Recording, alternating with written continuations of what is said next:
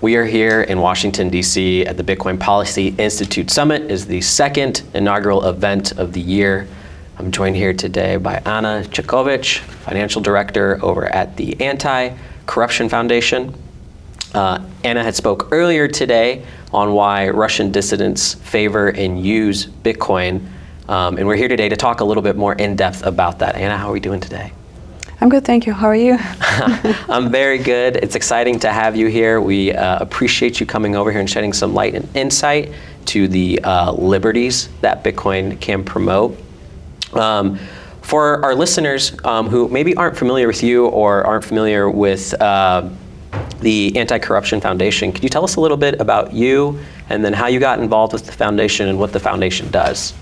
Yes, sure. The Anti-Corruption Foundation is the organization that was founded in Moscow by the leader of Russian opposition, Alexei Navalny. And I started working there back in 2017. And I had no prior political background. I was just inspired by his work, by his team. And I just casually came to the protest rally in Moscow. And there were 30,000 people in the city center protesting against corruption. And then I found out that Navalny released a video investigation about corruption of Russian authorities, and it made people go to the streets to protest.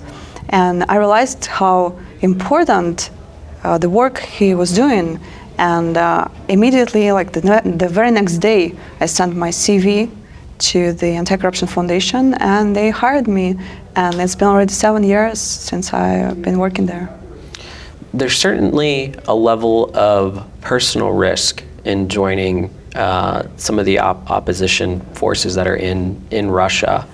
Could you tell me a little bit about what those risks are and why they didn't stop you from having the passion to join? Yes, there are many risks if you decide to fight against Putin. You're constantly a target for the regime. But I don't think that there is more important work you can do in Russia today, because Putin's regime is evil, and that's why nothing stops me, and I'm not scared. But there were many risks while working in Russia. There was, against me, there was physical surveillance. People were following me. There were physical attacks against my colleagues. There were arrests of my colleagues. There were assassination attempts. And they used the banking system against us. They blocked our bank accounts. They blocked bank accounts of our foundation, of our employees. They tried everything they could to stop us. But we still work, we keep operating, and it's obvious that nothing can stop our foundation. When did the attacks start coming for your bank accounts? What year was that roughly? And then when did Bitcoin come into play as a solution to combat that? Very fast they realized that depriving us of access to money is like depriving us of oxygen, because we were a huge community in Russia. We had more than 300 employees. We had more than 40 offices all over the country. We had a presidential campaign, so it was a huge network, and we need to pay salaries. And when they just block our bank accounts, we cannot keep operating. We need to pay for different services, even for cleaning. Mm-hmm. And when they block our bank accounts, we need to find a solution how to keep operating. So we started to use Bitcoin back in 2016 when Alexei Navalny announced his participation in the presidential elections. It was already at that time clear that it wasn't safe for us to store all the donations we received from Russians only in fiat.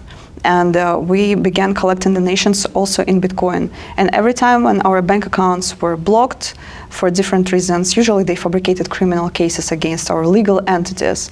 And every time when they did it to us, we always could rely on our Bitcoin savings in order to keep operating. How many people's salaries were you paying for in Bitcoin? Was it like a small amount of people, large amount of people? Right now, we work in exile. We are in Lithuania, and our team is really big. It's more than 100 people. And I would say that half of our employees receive salaries in Bitcoin for different reasons, mostly for safety reasons. Some of our employees just are located in some countries where it is not safe to receive money from the Anti-Corruption Foundation.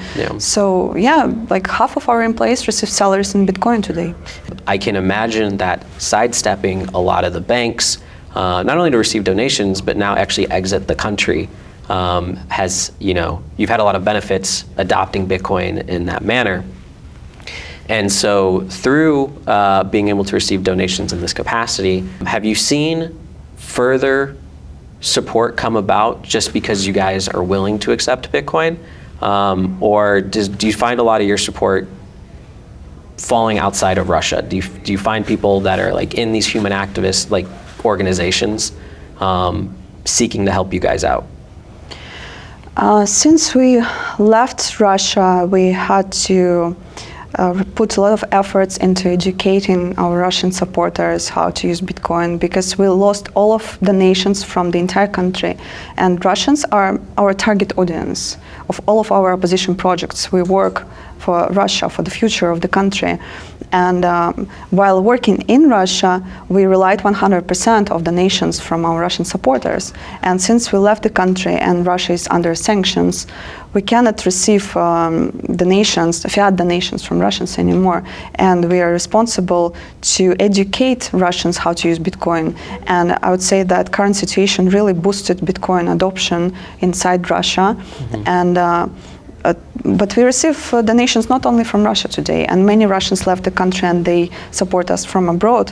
But yes, we have a lot of support from different organizations, and some donors wish to donate Bitcoin, even like big amounts. They just want to, because it is instant, it is fast, and it is anonymous. So we receive Bitcoin from every side of the world, from different countries. Yeah. The benefits of borderless neutral money, yeah, for exactly. sure. You had alluded to the importance of Bitcoin education and bringing that about within Russia. I know here in the US there are lots of conferences, lots of local meetups that occur with people. Obviously you and I are here today at the Bitcoin Policy Institute Summit, which is focused predominantly on US federal policy as it relates to Bitcoin.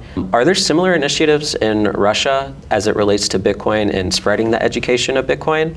Or is it one of those topics that you're not able to talk about under the Putin regime?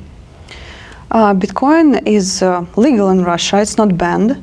And I'm sure that there are communities who gather, who exchange maybe between each other. There are like a lot of P2P trading in Russia. I never heard about events, like big Bitcoin events.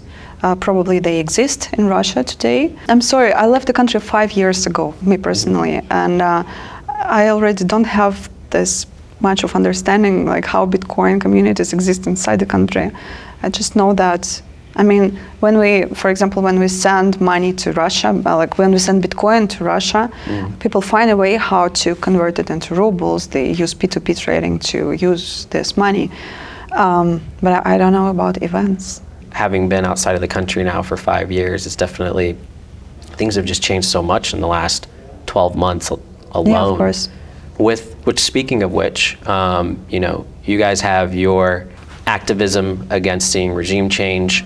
Now Russia has entered into this conflict with Ukraine. From your perspective, being at the Anti-Corruption Foundation and the recent talk that you just had that Russian dissidents use Bitcoin, how do these things intersect with one another? I can say that since Russia started the war with Ukraine, it actually boosted Bitcoin adoption because, for example, there are many Russians who want to support Ukrainians who are against the war, and they use Bitcoin in order to support Ukrainians because it's completely illegal to send money to Ukraine from Russia, and many Russians use Bitcoin to do that. And Ukraine uses Bitcoin a lot since the war started. Yeah. Speaking about corruption investigations and anti-corruption investigations of our organization. It is our main opposition project because we believe that corruption is at the core of Russian regime. The money is something that is the main interest of Putin and everyone around him. And today, when we investigate those cases, we can pay with Bitcoin to those who help us investigate it inside Russia, because we cannot make any payments to the country, and we pay with Bitcoin to those who help us, and it's anonymous. It's very dangerous to collaborate with us, so we use Bitcoin in our anti-corruption work as well. And also, today when investigating Navalny's murder, we pay with Bitcoin to those who help us investigate this case. And can you tell me a little bit about some of the other use cases that Bitcoin has for your organization? Yeah, sure. First of all, we receive donations in Bitcoin, and as I already mentioned, and we make payments in Bitcoin not only to cover salaries, we also provide payments to Russian political prisoners and their family members. We support political activists who fight against the regime inside the country, and we pay for their advocates. It is extremely dangerous receiving money from us because people can get imprisoned for collaborating with so-called extremist organization, and that is why we rely on Bitcoin a lot. And there are so many personal use cases, not only for working purposes, but all Russians who left the country, they make payments in Bitcoin to support their families. For example, I do it since I live in Europe, and if I need to send money to support my family, I use Bitcoin for that. And since Putin started to recruit usual men to the war, many men left Russia because they don't want to go to the war. So there are millions of people who left the country since the war started. And all of them rely on Bitcoin today. They all send money to Russia to support their families, or if they still work for Russian organizations, they receive their salaries in Bitcoin because their employers can only send salaries this way. Do you find that, like for a lot of these men that are leaving because of the war in Ukraine, are they aware that Bitcoin is an option? Like, do they know? And if yes, like, how is that education provided? Is that something you guys take part in? We mostly educate our donors, Okay. but as already mentioned, these circumstances really boosted Bitcoin adoption because there is no other way, so people have to learn. And they teach their even elder family members, and now they know how to use Bitcoin. Even if before they were scared to try, so today many people had to learn this. And of course, everyone knows that Bitcoin is a solution. So yeah, it boosted adoption a lot. When it comes to your donors and the help they're able to provide, there's certainly a level of risk that comes with providing said donations. What are some of the risks that they need to be aware of? Today, donating to so-called extremist organization or terrorist organization or whatever they label us, you risk to being imprisoned up to 8 years for a single donation. So it is very important to be aware of it. It is very important to provide all safety measures for our donors, and that is why we educate our donors how to use safe tools, how to make donations in the safest way possible. And that is why we implemented a special button on our website that generates a new Bitcoin address to each donation, to each donor, and then we mix the coins, so it is not possible to track the donor because we don't know where the donor initially keeps his money. Maybe it's somewhere on some platform where he provided his personal data. This data can easily leak to the government. And if the donor makes a donation straight to a static Bitcoin address, it is very easy to track because the blockchain is transparent. And we are aware of it, and we created this tool to provide 100% security for our donors, so they are not scared to support us because it is really dangerous supporting. final question for you.